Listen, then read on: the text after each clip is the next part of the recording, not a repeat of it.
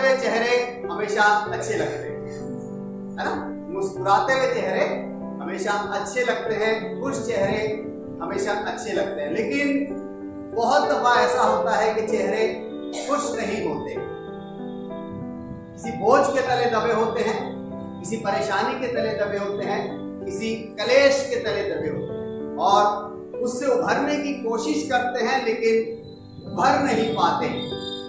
आज आपके साथ एक ऐसा रहस्य बांटूंगा जिस रहस्य को आप पाकर अपने जीवन में ऊपर उठ सकते हैं। ये रहस्य हमारी बाइबल में ही है। बहुत से लोगों ने इस रहस्य को पढ़ा होगा, लेकिन उस रहस्य को समझना भी बहुत जरूरी है। रहस्य का मतलब सीक्रेट, आप समझते हैं ना, सीक्रेट चीज जो आपसे छुपी हुई हो।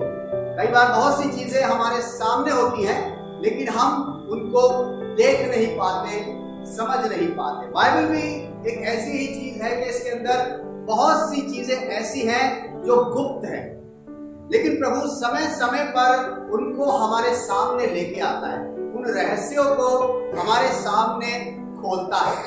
और जब वो रहस्य हमारे सामने खुलते हैं, हमारा क्या रिएक्शन होता है, हम किस तरीके से उन रहस्यों को अपने जीवन में देखते हैं, या वो उन रहस्यों का खुलासा हम पर हो भी पाता है या नहीं। आज एक ऐसे रहस्य से आपको रूबरू कराने वाला हूं, लेकिन वो रहस्य जानने से पहले आपको एक चीज बताना चाहूंगा। कितने लोग यहाँ पर इसलिए आए हैं कि यहाँ पर बैठे हुए लोग उनको कष्ट पहुंचाए? कितने लोग यहाँ पर इसलिए आए हैं कि उनको दुख दिया जाए? और कितने लोग यहाँ पर इसलिए आए हैं कि उनको यहाँ सताया जाए? ऐसा कोई है? इस साइलेंस का मैं क्या मतलब समझूं? आप शांत हैं, मेरे 3 सवालों का आपने अब तक कोई जवाब नहीं दिया। क्या आप में से कोई भी ऐसा व्यक्ति है जो इन 3 वजहों से यहां पर आता है, इस चर्च में आता है, प्रभु के सामने आता है, प्रभु की आराधना में आता है? कोई भी ऐसा व्यक्ति है? मेरे ख्याल से कोई भी ऐसा व्यक्ति नहीं होता जो इन 3 कारणों से यहां पर आए। लेकिन आप यहां पर आते हैं कि आपको यहां पर शांति मिले, आपको यहाँ तसल्ली मिले, आपको यहाँ पर एक ऐसी चीज मिले जिससे आप अपने आप को उभार सकें, अपने आप को एक मजबूत स्थिति में ला सकें। क्योंकि यहाँ पर जब लोग आते हैं तो टूटे हुए होते हैं, दुखी होते हैं, बीमार होते हैं, तकलीफ में होते हैं, कलेशों में होते हैं, तभी वो इस तरफ आते हैं। लेकिन बहुत दफा मैंने देखा है कि यहाँ पर आने के बावजूद भी बहुत समय तक आते हैं, लेकिन वो उन तकलीफों से, उन परेशानियों से, उन कलेशों से छुटकारा नहीं पा पाते। इसके पीछे वजह क्या होती है?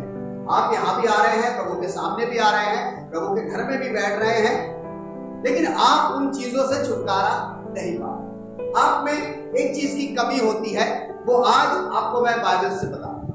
और वो चीज क्या है? चलिए मेरे साथ अगर आप निकाल लें 2 कुरिन्थियों और उसका 4था अध्याय, 2 कुरिन्थियों और उसका 4था अध्याय। यहां पर पौलुस के बारे में, पौलुस अपने बारे में कुछ बताता है।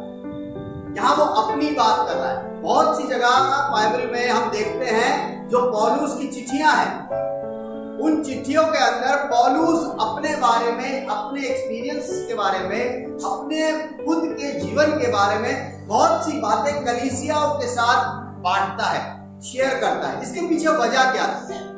ये वजह नहीं थी कि पौलुस चाहता था कि मैं अपनी बातें कलीसिया को बताऊं, लेकिन वजह यह थी कि वो अपनी गवाही कलीसियाओं तक पहुंचाना चाहता। आप जानते हैं कि बहुत सारे लेटर्स जो है पौलुस ने लिखे हैं और हर कलीसिया को लिखे हैं, और जब वो कलीसियाओं को चिट्ठियां लिखता था तो अपनी बातों को शेयर करता। अब यहाँ पर जो कुरिन्थी की कलीसिया है उसको एक लेटर वो लिखता है, और उस लेटर के अंदर, उस चिट्ठी के अंदर बहुत सी बातें वो कर रहा है इस 4थे अध्याय के अंदर। और 4थे अध्याय की जब हम शुरुआत करते हैं तो बहुत कुछ बातें करते आता है। और नीचे आने के बाद जब हम उसकी 16वीं आयत का पहला हिस्सा पढ़ते हैं, पहली लाइन पढ़ते हैं, तो वहां पर हमें एक बात देखने को मिलती है। पौलुस कलीसिया से वो बात शेयर कर रहा है, पौलुस कलीसिया से वो बात बांट रहा है, पौलुस कलीसिया को वो बात बताना चाहता है। आखिरकार वो बात है, आखिर वो रहस्य है क्या? चलिए देखते हैं कि वो क्या कहता है। यहाँ पर 16वीं आयत की पहले हिस्से में कहता है, इसलिए हम हिम्मत नहीं छोड़ते। उर्दू में लिखा हुआ है, हम हिम्मत नहीं हारते। बहुत से लोग हिम्मत हार जाते हैं। जीवन की परिस्थितियां ऐसी आती हैं, जीवन में बहुत सी चीजें ऐसी चली आती हैं जिनकी उन्होंने आशा भी नहीं की। अचानक से कुछ ऐसा घट जाता है जो उनको लगता था कि कभी होने वाला नहीं। कुछ ऐसी चीजें होने लगती हैं जीवन के अंदर अचानक से जो उनके जीवन को हिला देती। आप विश्वासी हो सकते हैं, मैं इस बात से मना नहीं कर रहा। पौलुस भी विश्वासी है, प्रभु का सुसमाचार प्रचार करने वाला है, प्रभु के आगे चलने वाला है, प्रभु के सारे कामों को करता है, लेकिन फिर भी यहाँ पर वो बहुत सी बातों को बांटता है और कहता है कि हम हिम्मत नहीं हारते।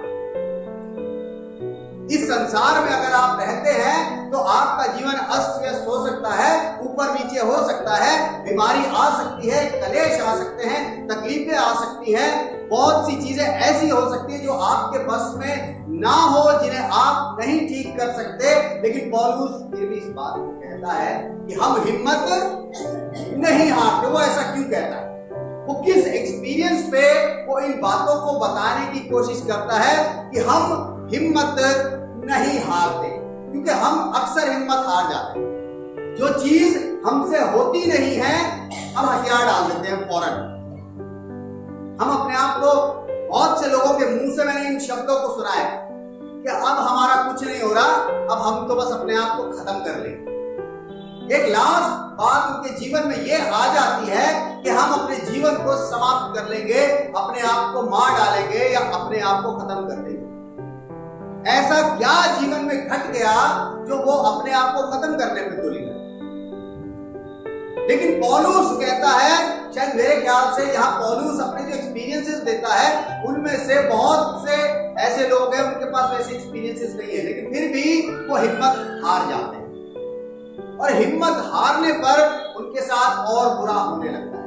जब वो सारी आशा छोड़ देते हैं, उम्मीद छोड़ देते हैं, तो कुछ ना कुछ उनके साथ गलत घटने लगता है। यहाँ पर हम देखते हैं पौलुस बड़ी अच्छी बात कहता है कि हम हिम्मत नहीं हारते।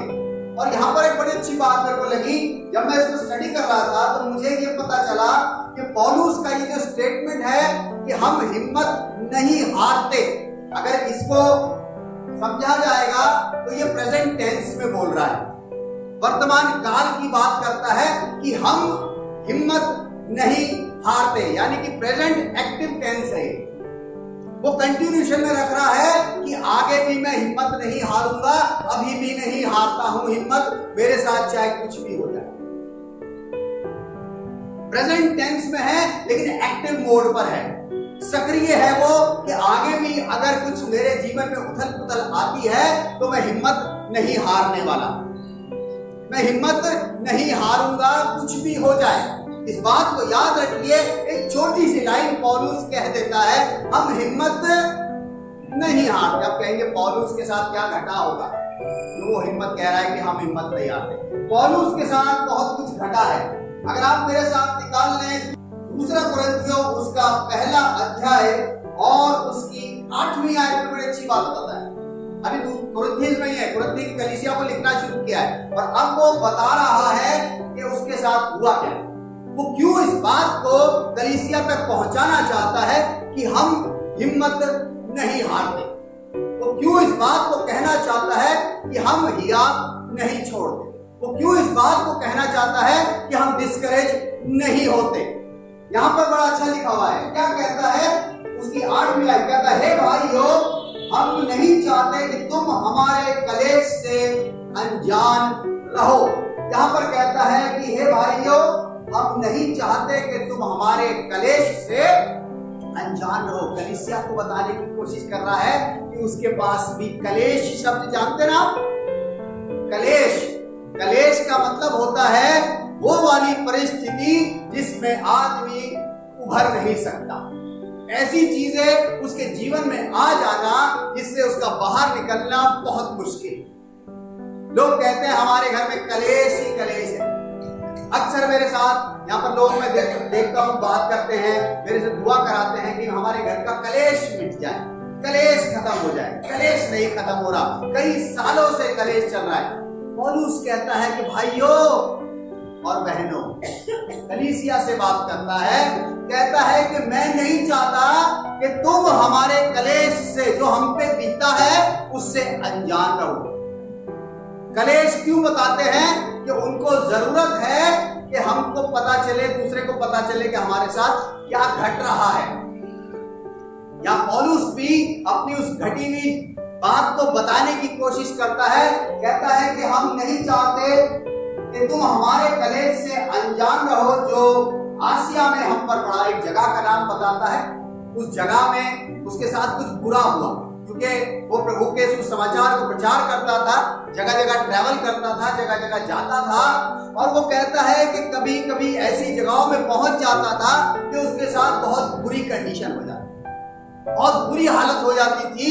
एक प्रीचर था, वो एक प्रचारक था, परमेश्वर के सुसमाचार को दूर दूर तक पहुंचाने की कोशिश करता था, जहां तक संभव हो सके वो जाता था। लेकिन हर जगह बहुत अच्छी चीजें नहीं मिलती है मेरे लिए। हर जगह बहुत प्लेजेंट वेदर नहीं होता है, बहुत प्लेजेंट एनवायरनमेंट नहीं होता है कि आप गए और आराम से प्रचार किया और आप आ गए। पौलुस इस बात को बताता है कि जब मैं आसिया में गया तो वहां पर लिखा हुआ है कि आसिया में हम पर बड़ा, हम ऐसे भारी बोझ से दब गए जो हमारी सामर्थ्य से बाहर था। वो बताता है, मैं वेट की बात नहीं कर रहा, यहाँ वो वाला बोझ नहीं है। आप समझने लगे कि उसके ऊपर कुछ भारी चीज रख दी और वो दब गया, नहीं। कुछ ऐसी घटना उसके साथ घटने लगी थी जो उसके सामर्थ्य से बाहर थी। आप कहेंगे ये तो प्रीचर है, ये तो प्रभु के पीछे चलने वाला है, ये कैसे बोझों के नीचे दब सकता है? नहीं, सबसे पहली बात है कि ये मनुष्य एक शरीर के रूप में रहता है। दुख, तकलीफ, परेशानी इसको हो सकती है, बीमार हो सकता है, दुख भी हो सकता है, चोट भी पहुंच सकती है, दर्द भी हो सकता है। क्यों? क्योंकि ये एक मनुष्य के रूप में है। कहता है कि हम एक बाहरी बोझ के नीचे दब गए जो हमारी सामर्थ्य से बाहर था, यहां तक कि हम जीवन से हाथ धो बैठे।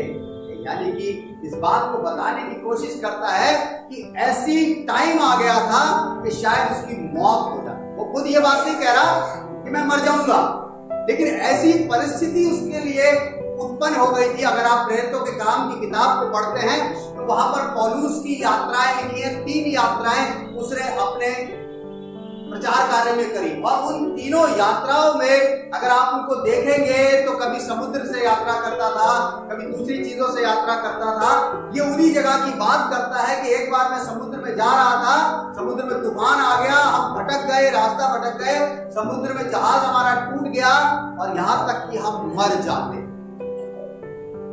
कहता है जीवन से हाथ धो बैठ थे, यानी कि पास्ट टेंस की बात, मर सकते थे लेकिन मरे नहीं मरे। क्यों नहीं मरे? क्योंकि वो कहता है कि हम हिम्मत नहीं हारते। सबसे बड़ी बात यह है कि अगर हम परिस्थितियों में अपनी हिम्मत को हार जाते हैं, हम अपना हियाव छोड़ देते हैं, हम डिस्करेज हो जाते हैं, तो हम मृत्यु को जरूर पहुंच जाए।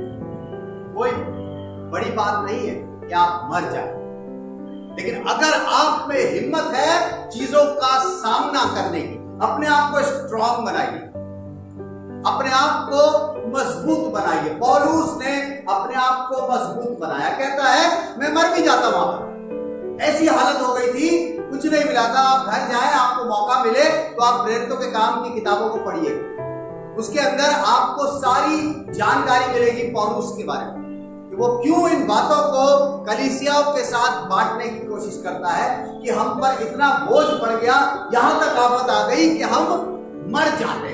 लेकिन फिर भी एक बात उसने आगे जाके कही कि हम हिम्मत नहीं हारते। वो हिम्मत नहीं हारता है। और अगर इसकी 11वें अध्याय की 23वीं आयत से हम पढ़ते हैं, 11वें अध्याय की 23वीं आयत में बड़ा अच्छा लिखा हुआ है। कहता है, क्या वे ही मसीह के सेवक हैं? मैं पागल के समान कहता हूं, उनसे बढ़कर हूं। दूसरे सेवकों के साथ बातचीत चल रही है। वो बता रहा है कि वो भी सेवकाई करते हैं, मैं भी करता हूं, मैं भी मसीह के लिए पागल हूं, मैं करता हूं काम मसीह का। लेकिन उसके आगे वो क्या कहता है? कहता है, मैं उनसे बढ़कर हूं अधिक परिश्रम करने में, बार बार, अब ध्यान से सुनिएगा इन लाइनों को, बार बार कैद होने में, यानी कि जेल में गया हूं। प्रीचर है, प्रचारक है, परमेश्वर का वचन सुना रहे हैं, कोई भी उठा के जेल में डाल रहा है। कहता है बार बार, एक बार नहीं, कहता बार बार कैद में गया। उसके आगे कहता है कि कैद में, कोड़े खाने में, बार बार मृत्यु के जोखिमों में, एक बार नहीं, कोड़े भी खाए, मरने की नौबत भी आ गई। और फिर उसके आगे लिखता है, कहता है 5 बार मैंने यहूदियों के हाथ से 39 कोड़े खाए। 39 को 5 से गुणा कर दीजिए और कमर का हाल देख लीजिए। हमें तो कोड़े पड़ते ही नहीं, हमारे पास ऐसी कोई परेशानी नहीं आती कि हमें जेल में डाला जाए, हमारे पास कोई ऐसी तकलीफ नहीं आती कि हमें कोड़े मारे जाए, हमारे पास कोई ऐसी तकलीफ नहीं आती कि हम मृत्यु के पास पहुंच जाए। लेकिन पौलुस उन बातों से निकल के आने के बाद भी कहता है कि मैं हिम्मत नहीं हारता। उसके आगे भी कुछ और लिखता है। वो कहता है कि 3 बार मैंने बेतें खाई, 1 बार मुझ पर पथराव किया गया, 3 बार जिस जहाज पर मैं चढ़ा वो टूट गया। पानी के जहाज से ट्रैवल करता था और टूट गए, जहाज ही टूट गए। जहाज टूटना आप में से शायद किसी को भी नहीं पता होगा, मुझे भी नहीं पता कि जब समुद्र के अंदर जहाज टूटता है तो क्या होता है। आपने एक मूवी देखी होगी टाइटैनिक, वो रियल उसके ऊपर बनी हुई है, और उसको आप जब देखेंगे तो आपको रियल चीज पता चलेगी कि जब जहाज टूटता है तो क्या घट सकता है। यहां पर वो कहता है 1 बार नहीं, 2 बार नहीं, कई बार, 3 बार, कहता है 3 बार जहाज जिस पर मैं चढ़ा वो टूट गए। कहता है कि 1 रात दिन मैंने समुद्र में काटा, मैं बार बार यात्राओं में, नदियों में, जोखिमों में, डाकुओं के जोखिमों में, अपने जाति वालों के जोखिमों में, अन्य जातियों के जोखिमों में, नगरों के जोखिमों में, जंगलों के जोखिमों में, नगरों में, समुद्र के जोखिमों में, झूठे भाइयों के बीच के जोखिमों में, परिश्रम और कष्ट में, बार बार जागते रहने में, भूख प्यास में, बार बार उपवास करने में, जाड़े में। इनकी लिस्ट देख लीजिए पौलुस की। आप साधारण जीवन नहीं जी रहे। ये विश्वासी हो गए, बैप्टिज्म ले लिया, बाइबल हाथ में उठा ली, आपका जीवन बड़ा स्मूथ हो गया, अब सब सही चलेगा। नहीं, अब तो खेल शुरू होगा। अब आपके ऊपर तकलीफें आएंगी, अब मुसीबतें आएंगी, अब जोखिम आएंगे, अब कलेश आएंगे।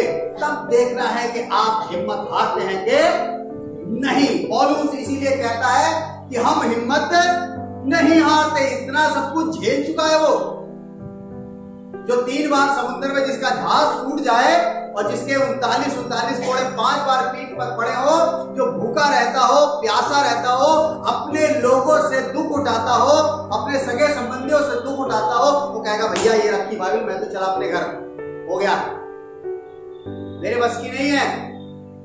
वो हिम्मत हार जाएगा मेरे अजीजों। लेकिन यहां पर पौलुस कहता है कि हम हिम्मत नहीं हारते। भजन संहिता 55 और उसकी 6ठी आयत बड़ी अच्छी बात लिखी हुई है। दाऊद बड़ी अच्छी बात कहता है यहाँ पे, कहता है कि अगर मेरे पंख होते ना कबूतर की तरह तो मैं उड़ जाता। दाऊद कहता है क्यों? क्योंकि क्योंकि परेशानियों से, तकलीफों से बचने के लिए वो इस बात को कहने की कोशिश करता है कि अगर मेरे पंख होते, कबूतर की तरह मैं होता तो मैं उड़ जाता, बच जाता उन चीजों से जो मुझे तकलीफ देती हैं, जो मुझे परेशान करती हैं, जो मेरे लिए ऐसी चीजें लेके आती हैं जो मेरे लिए सही नहीं है, तो मैं भाग जाता, उड़ जाता वहां से। वो इस बात को कहता है उसके आगे, लेकिन वो कहता है कुरिन्थियों में। अगर कुरिन्थियों की हम इसी आयत को, 16वीं आयत को देखते हैं तो उसका दूसरा हिस्सा पौलुस बड़ी अच्छी बात कहता है। क्या कहता है पौलुस? शुरुआत करता है कि हम हिम्मत नहीं हारते, उसके बाद कहता है यद्यपि हमारा बाहरी मनुष्यत्व नष्ट होता जाता है। बाहरी मनुष्यत्व का मतलब क्या है? हमारी बॉडी, हमारा शरीर, इसको कोई भी तकलीफ होती है, बीमार होते हैं, कोई कष्ट पहुंचाता है, चोट लगती है, दर्द होता है, ये क्या है? ये हमारा बाहरी मनुष्य है। इसको तो खत्म होना ही होना है। सिर्फ इसको दुख से बचाने के लिए, इसको कष्ट से बचाने के लिए हम हिम्मत हार जाते हैं। लेकिन पौलुस यहां पर कहता है कि बेशक हमारा बाहरी मनुष्य तो खत्म हो रहा है, आउटर पार्ट हमारा खत्म हो रहा है, हमारी बॉडी खत्म हो रही है, एक दिन सब मर जाएंगे, एक दिन ये मिट्टी में मिल जाएगी, लेकिन फिर भी मैं हिम्मत नहीं हारा, नहीं हारूंगा। मुझे पता है कि मेरी बॉडी खत्म हो जाएगी, इसको कितना ही कष्ट दे लो, एक दिन तो जाके इसने खत्म होना ही है। लेकिन वो यहां पर कहता है कि मैं फिर भी हिम्मत नहीं हारता, क्योंकि वो इस बात को आपको बताने की कोशिश करता है। रोमियो 8 उसका 22 और 23 यहां पर कहता है क्योंकि हम जानते हैं कि सारी सृष्टि अब तक मिलकर करहाती और पीड़ाओं में पड़ी तड़पती। वो अपनी अकेले की बात नहीं कर रहा, वो पूरी सृष्टि की बात कर रहा है, पूरी सृष्टि की बात करता है। कहता है कि सब कुछ यहाँ ऐसा ही है, लोग तड़पते हैं, बेचैन होते हैं, करहाते रहते हैं, परेशान रहते हैं, दुखों में रहते हैं। वो कह रहा मैं अकेला नहीं हूं, और भी लोग हैं ऐसे, इस पूरे संसार के लोग ही कष्ट में रहते हैं, तकलीफों में रहते हैं, कलेशों में रहते हैं। अगर मैं आ गया तो इसमें कौन सी बड़ी बात है?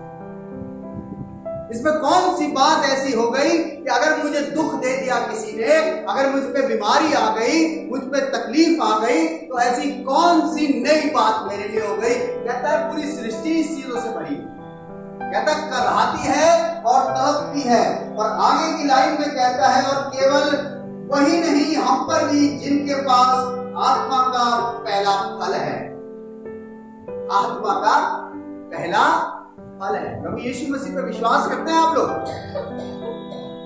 आप यीशु मसीह पर विश्वास करते हैं? यस, आमीन। यहां पर पौलुस भी कहता है हमारे पास आत्मा का पहला फल है, हम विश्वास करते हैं यीशु मसीह पर। पौलुस विश्वास करता है यीशु मसीह पर। आप कहेंगे विश्वास करने से परेशानियां हट गई, दुख खत्म हो गए, तकलीफें चली गई, कलेश हट गए, अब कोई बीमारी नहीं आएगी। लेकिन यहां पर वो उसके आगे कंटिन्यू कहता है कि जिनके पास आत्मा का पहला फल है, आप ही अपने में करहाते हैं, अपने में करहाते हैं। हम अपने आप को परमेश्वर के बच्चे कहते हैं, परमेश्वर के बच्चे कहते हैं, लेकिन फिर भी कष्ट है, फिर भी तकलीफ है। पौलुस भी है, लेकिन पौलुस इस बात को आपको बता देना चाहता है। वो कहता है कि चाहे हमारी बॉडी के अंदर, कहता है मैंने 39 कोड़े खाए हैं, 5 बार कोड़े खाए हैं। अब कोड़ों का मतलब आपको पता है, अगर किसी के कोड़े पड़ते होंगे, हम में से तो किसी के नहीं पड़े, मेरे भी नहीं पड़े, आपके भी नहीं पड़े। लेकिन जब तकलीफ आती है, चोट लगती है, शरीर में घाव होता है, तो दर्द होता है, और वो दर्द ये झेल रहा है।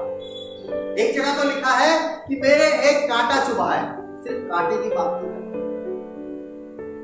हो सकता है कि उसको कोई बीमारी हो सकता है कि उसको कोई ऐसी तकलीफ हो जिससे वो बाहर नहीं निकल पाता हो, कुछ ऐसी बात हो जिसके वो रिकवर नहीं कर पाता हो, लेकिन फिर भी वो इस बात को कह देता है कि हम हिम्मत नहीं हारते, चाहे हमारी बॉडी में कितना ही दुख हो जाए, चाहे कितनी ही तकलीफ हो जाए, चाहे हम मरने की कगार पे आ जाए, लेकिन मेरे पास एक रहस्य है जो मुझे प्रभु ने दिया है, मैं हिम्मत नहीं हारता। उसके आगे भी बहुत कुछ अच्छा लिखा हुआ है। उसके आगे लिखता है, तो भी हमारा भीतरी मनुष्य दिन प्रतिदिन नया होता जाता है। कहता है ऊपर की बॉडी तो हमारी खत्म हो रही है, वो जानता है कि हमारा जो शरीर है वो धीरे धीरे खत्म हो जाएगा, बीमारी से, बुढ़ापे से, तकलीफ से, चोटों से, कुछ भी ऐसी चीजें हो जाएंगी जिससे शरीर खत्म हो जाएगा। क्या खत्म हो जाएगा? शरीर खत्म हो जाएगा। लेकिन कहता है भीतरी मनुष्य तो, यानी कि इनर मैन जो है, उसका अंदर का जो चीज है वो क्या है? उसके पास पवित्र आत्मा। हालेलुया। वो कहता है कि तो भी हमारा भीतरी मनुष्य दिन प्रतिदिन नया होता जाता है। एक आदमी दुख में है, एक आदमी तकलीफ में है, एक आदमी परेशानी में है, एक आदमी कलेशों में है, ऐसी परिस्थितियों में है कि जीवन से हाथ धो रहा है, ऐसी परिस्थितियों में है जेल में डाला जा रहा है, ऐसी परिस्थितियों में है भूखा प्यासा रहना पड़ रहा है, ऐसी परिस्थितियों में है कि मरने तक की नौबत आ रही है, लेकिन फिर भी कहता है कि मेरा अंदर का मनुष्य रोज नया होता जाता है। कैसे संभव? कैसे संभव है कि वो अंदर से स्ट्रांग है, बाहर से कैसे दिखता? मुझे नहीं मालूम पौलुस कैसा दिखता। हो सकता है सूखा सा हो सकता है हेल्दी हो सकता है खांसता हुआ दिखता हो सकता है डंडे के सहारे चलता हो। बॉडी उसकी उसको सपोर्ट नहीं कर रही है, लेकिन उसको सपोर्ट क्या कर रहा है? उसका इनर मैन जो उसके अंदर है वो उसे सपोर्ट करता है, जिसे आजकल की भाषा में विल पावर कहते हैं। आपकी विल पावर कैसी है? आप कितनी झेल सकते हैं उन चीजों को जो आपको तकलीफ देती है? आप कितना झेल सकते हैं? आप में क्षमता कितनी है झेलने की? आप कितना सहन कर सकते हैं? अगर आपके पास ये वाली लाइन है कि हम हिम्मत नहीं हारते, तो आप सब झेल जाएंगे। आप सब झेल जाएंगे। क्यों? क्योंकि आपके अंदर जो है, बाहर वाले को छोड़, पैर में चोट लग जाएगी, आप लंगड़ा के चलते रहेंगे। हाथ टूट जाएगा, आप प्लास्टर बांध के चल सकते हैं। आपके पेट में दर्द होगा, आप पकड़ के चल सकते हैं। सर में दर्द होगा, पट्टी बांध के चल सकते हैं। लेकिन अगर आपका इनर मैन स्ट्रांग है, तो इन सब के होते हुए भी आप कहेंगे कि हम हिम्मत नहीं हारते। आप अगर हिम्मत हारते हैं, तो आप ये समझ लीजिए कि आप विश्वास में मजबूत नहीं है। वो कहता है कि मेरा इनर मैन रोज नया होता है। ऐसा उसे क्या मिलता है? ऐसा उसे क्या मिलता है कि जिससे वो रोज अपने आप को उभार लेता है। उसे पता होगा कि आज मुझे जेल से बाहर ले जाया जाएगा और मुझे कोड़े पड़ने वाले हैं। उसकी सजा मुकर्रर हो गई है कि रोज उसको कोड़े पड़ेंगे। रात में करवट लेता होगा, बहुत से लोगों को नींद नहीं आई, यार कल तो कोड़े पड़ने वाले हैं, कल तो कमर छिलने वाली है, कल तो पता नहीं कैसे कैसे कोड़े पड़ेंगे, कैसे कैसे डंडे पड़ेंगे, पता नहीं क्या क्या हो जाएगा। रात भर नींद नहीं आएगी। लेकिन पौलुस एक बात कहता है, कोई बात नहीं, कोड़े पड़ेंगे, लाओ पत्थर, मेरा तकिया बनाओ और मैं सो रहा हूं। क्यों? क्योंकि उसका इनर मैन, जो अंदर का मनुष्य है, वो बहुत स्ट्रांग है। वो रोज नया हो रहा है, रोज नया हो रहा है। कुछ चीज उसको ऐसी पा गई है, कुछ चीज उसके पास ऐसी आ गई है, कुछ चीज उसके पास ऐसी है जिससे वो इस बात को कह पा रहा है बड़े आराम से। क्या मैं और आप इस बात को कह पाते हैं कि हम हिम्मत नहीं हारते? हम हिम्मत हार जाते हैं। लेकिन पौलुस इस बात को कहता है कि हम हिम्मत नहीं हारते। भजन संहिता उसका 30वां अध्याय और उसकी 5वीं आयत बड़ी अच्छी बात बताती है। यहाँ पर 5वीं आयत की शुरुआत होती है, क्योंकि उसका क्रोध तो क्षण भर का होता है, परंतु प्रसन्नता जीवन भर की होती है। उसके आगे की लाइन कहता है, कदाचित रात में रोना पड़े, परंतु सवेरे आनंद होगा। क्या कहता रात में हो सकता है आपको रो के सुनना पड़े, लेकिन सुबह आप रोएंगे नहीं, सुबह आप खुश हो जाएंगे, सुबह आप आनंद में होंगे अगर आपका इनर मैन स्ट्रांग है। कहता है कि परमेश्वर का अनुग्रह मेरे लिए काफी है, बहुत है। परमेश्वर का अनुग्रह अगर मेरे और आपके ऊपर है, क्योंकि उसके आगे लिखता है, क्योंकि तेरी निर्बलता में मेरी सामर्थ्य सिद्ध होती है।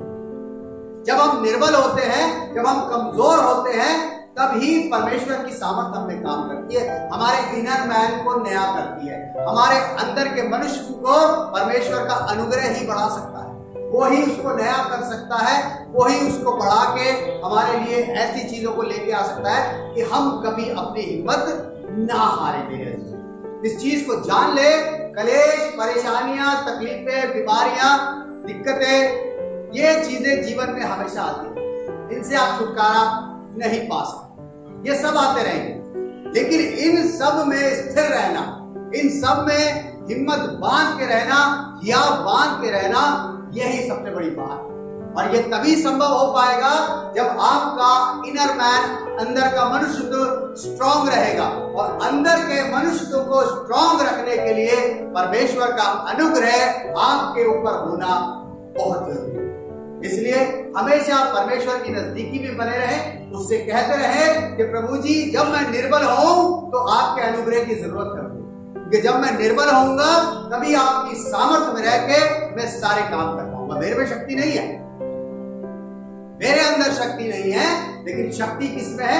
परमेश्वर के अनुग्रह में। इसीलिए पौलुस इस बात को बड़े आराम से कह देता है कि हम हिम्मत नहीं हार। हालेलुया। आइए दुआ करें। प्रभु जी धन्यवाद करते हैं इस सुंदर वचन के लिए जो आपने हमें दिया कि हम हिम्मत ना हारें। हम धन्यवाद करते हैं पौलुस के लिए जिसने अपने जीवन से हमें सिखाया कि अगर हमारा इनर मैन स्ट्रांग है तो हम हिम्मत नहीं हारें। और इनर मैन को स्ट्रांग करने के लिए आपकी जरूरत है, आपके अनुग्रह की जरूरत है, आपकी दया की जरूरत है, आपकी कृपा की। हम चाहते हैं कि अपना अनुग्रह हम पर बनाए रखें कि जब भी हम कमजोर हो आपकी सामर्थ हमें दिखाई दे और हम काम करते चलते हैं। और हमेशा उन कलेशों में, उन परेशानियों में, उन तकलीफों में याद बांध के हिम्मत करके खड़े रहें और औरों को भी उठाते रहें। धन्यवाद करते हैं इस सुंदर आप प्रभु जी, जितने लोग यहाँ बैठे हैं, जितने लोग हमारे साथ ऑनलाइन जुड़ते हैं प्रभु जी, उन सबको आप बहुतायत से बरकत दें। यदि कोई बोझ के नीचे दबा है, कोई कलेशों में दबा है प्रभु जी, तो उनके लिए प्रार्थना करते हैं। आपसे प्रार्थना चाहते हैं कि प्रभु जी उनके कलेशों को सहने की उन्हें हिम्मत दीजिए। उनको प्रभु जी याद बांधना सिखाइए प्रभु। उनको प्रभु जी ये सिखा दीजिए कि वो कह सके कि हम हिम्मत नहीं हारें। आप प्रभु जी सब लोगों को बहुत आयत से बरकत। इस विनती को मांगते अपने उद्धारकर्ता प्रभु यीशु मसीह। आमीन।